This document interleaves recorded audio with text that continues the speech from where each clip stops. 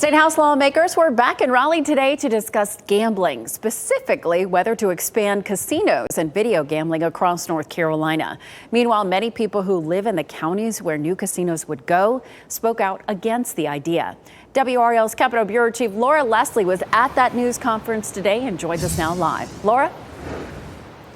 Deb, State House Republicans spent a lot of time behind closed doors today talking about whether to expand gambling. Legislative leaders support the idea, but some lawmakers don't, and they don't want to see it included in the state budget. They're calling for more public transparency in the process, and so are some of the people who could end up being the new neighbors of some of these casinos.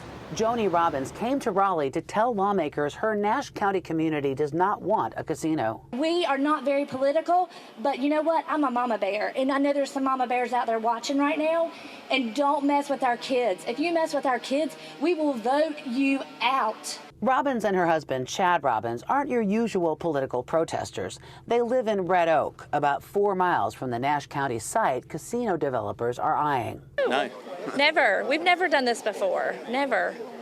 But we just felt, when I heard about it, I couldn't get it off my heart. House and Senate leaders say expanding casino and video gambling would boost economic development in rural areas like Nash, Anson, and Rockingham counties.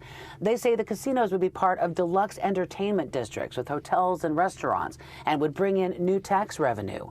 But a 2022 study cast doubt on how much economic growth casinos really bring. Meantime, Robbins worries that a casino would come with crime, like drunk driving, prostitution, or human trafficking. She's concerned about how it might affect the kids in her community. It's not about a paycheck for today, and I'd personally rather be poor and not. I mean, do you want to choose child trafficking over poverty? I mean, they're both bad, but we can feed some people. I mean, some things you can't erase. So far, legislative leaders haven't made their gambling proposal public or held any hearings on it. They're hoping to put it into the state budget so it will pass more easily. But Robbins and others who live in targeted counties say they deserve to be heard on this issue. We have no choice but to get involved, because if we don't, we may end up looking like something we don't want to look like.